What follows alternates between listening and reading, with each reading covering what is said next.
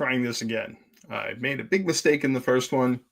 So for those of you who watched the first one, apologies. I've deleted that. I'm not going to try it a second time. This is a video about a haul I did from Small Press Expo this weekend. So for those of you who don't know, Small Press Expo takes place in Bethesda, Maryland, which is right in my backyard, every year in September. It's an amazing event, and it is filled with just small comics creators.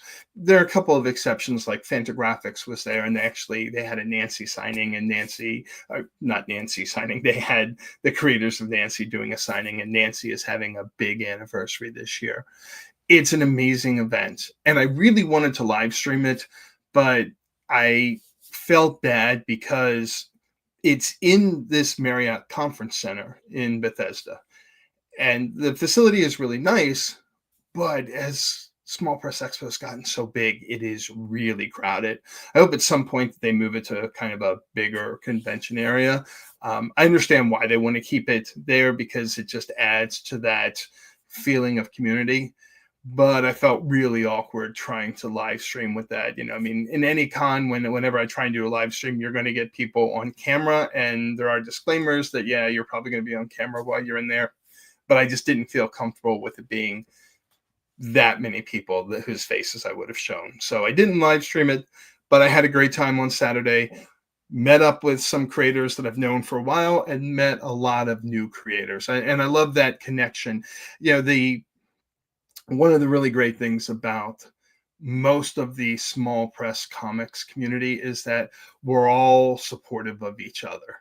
And I really love that, because we can all help each other out and make each other better. I mean, I see that on Kickstarters all the time, with everybody kind of throwing love at other Kickstarters for other small creators and so on. So you didn't tune in to hear me ramble. Let's go ahead and talk about what I picked up while I was there.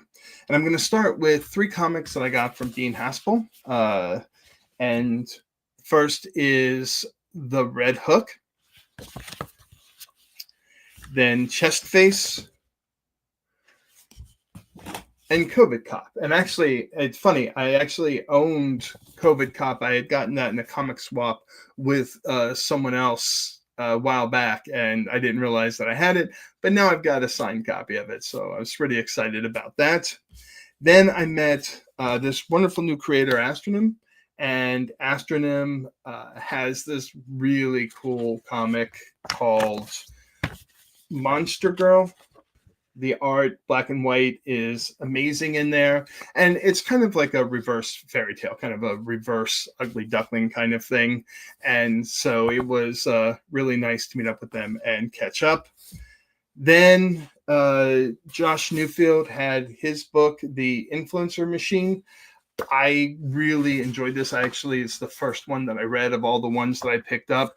The art is great, and the concept of all of the challenges with influencers and so on really rings true with me, because a lot of what is in there is very similar to the issues we talk about in the Press Guardian comic.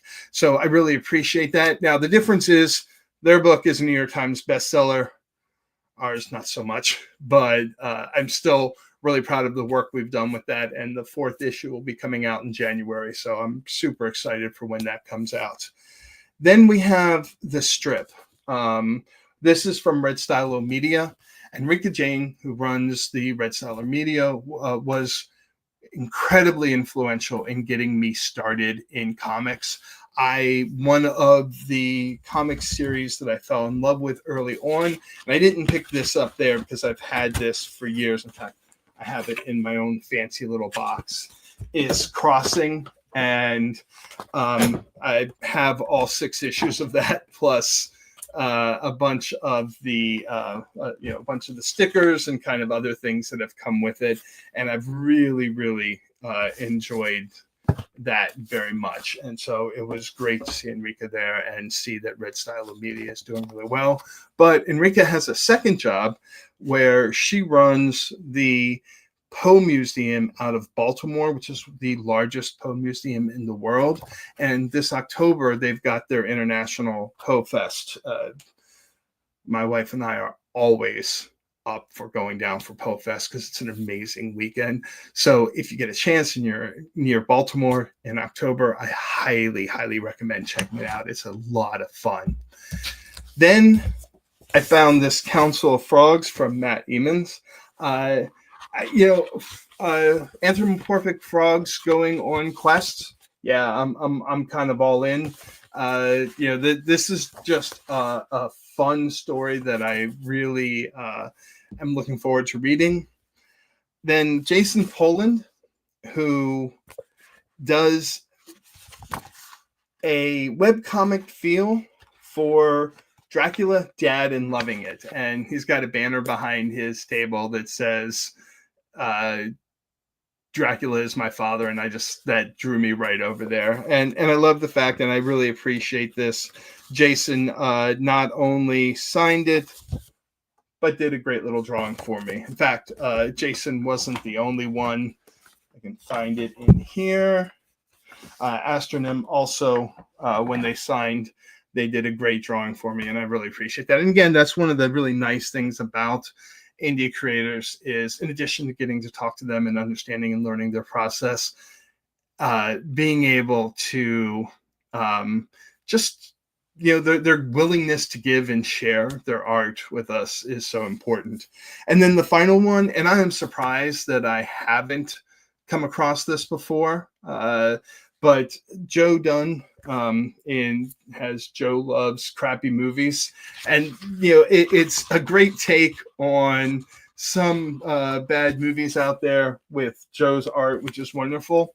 Now, I'll be honest, got a couple of issues with what he defines as a crappy movie, because while there are definitely some not great ones in there, he does have movies like Serenity in there.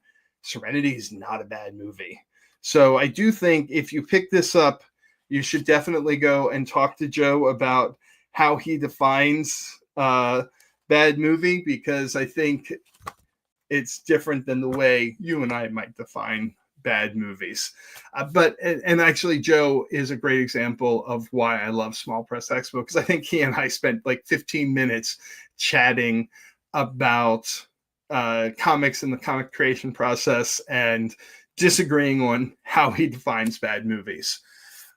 I will, after this fully finishes uploading, I will put links to all social media for the different artists in the description, so you can pick them up and go pick up your own comics from them. As always, keep supporting local creators. And if you are in the the Maryland area in next September, I definitely recommend checking out Small Press Expo. They've already announced the dates for September, so you can start prepping now for it.